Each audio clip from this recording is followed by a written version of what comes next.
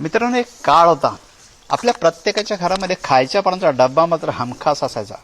आणि त्या खायच्या पानाच्या डब्यामध्ये हे नागवेलीचं पान, त्याचबरोबर चुना, कात आणि सुपारी असायची. आणि आपली जुनी लोक सकाळ सायंकाळ मुखवास म्हणून जेवण झालेला का पचनासाठी हे खायचं पान हमखास खायचे.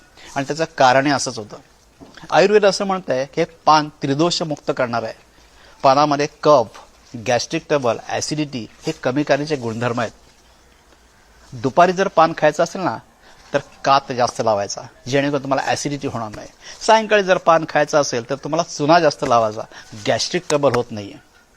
तुम्हाला जर सर्दी वारंवार होत असेल तर आयुर्वेद म्हणतं हे खायचं पान जे आहे ना, हे नुसतं जरी पान खाल्लं ना तर तुमची सर्दी निघून जाते. लहान मुलांना ज्या वेळेला अपचनाचे त्रास होतात किंवा पोट फुगतं त्यावेळेला या एका पानाचा रस आणि त्याच्यामध्ये तेवढं जर मध टाकलं ना तर मुलांचं पोटफुगी कमी होते, डायजेशनला हेल्प करत असतं. चुना जर आपण डायरेक्ट खाल्ला तर रक्तामध्ये डिझॉल्व्ह होत नाही, परंतु जर पानामध्ये चुना आणि कात खाल्ला ना तर रक्तामध्ये चुना तहानपैकी डिझॉल्व्ह होतोय आणि आपल्या शरीराला त्रास होत नाही. चुन्यामध्ये ऑलरेडी कॅल्शियम असतं, त्यामुळे हाडं, हिरड्या, दात सगळं मजबूत करायचं काम करतं. आपल्या जुन्या लोकांना याची कल्पना होती, परंतु कालांतराने या पानामध्ये तंबाखू ॲड करायला लागले आणि पानाचे दुष्परिणाम दिसायला लागले, कॅन्सरसारखे रोग व्हायला लागले.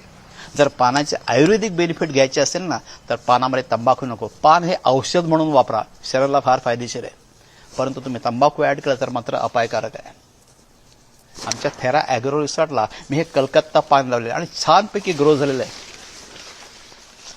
पानाची वेल लावताना फक्त एकच काळजी घ्यायची, पाणी थोड्याफार प्रमाणात असावं, जमीन ओली असावी आणि सावली मिळायला पाहिजे. ऊन जर मिळालं तर पानाची वेल ग्रो होत नाहीये.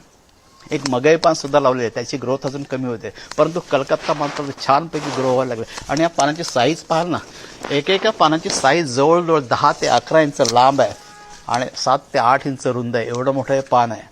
Instead of planting money plant, जर गार्डनिंगची हौस असेल ना तर माझी विनंती आहे अशा प्रकारे खायचं पान लावा. शरीराला फायदेशीर आहे, आरोग्याला गुणकारी आहे. This is the beauty of our Thera agro resort.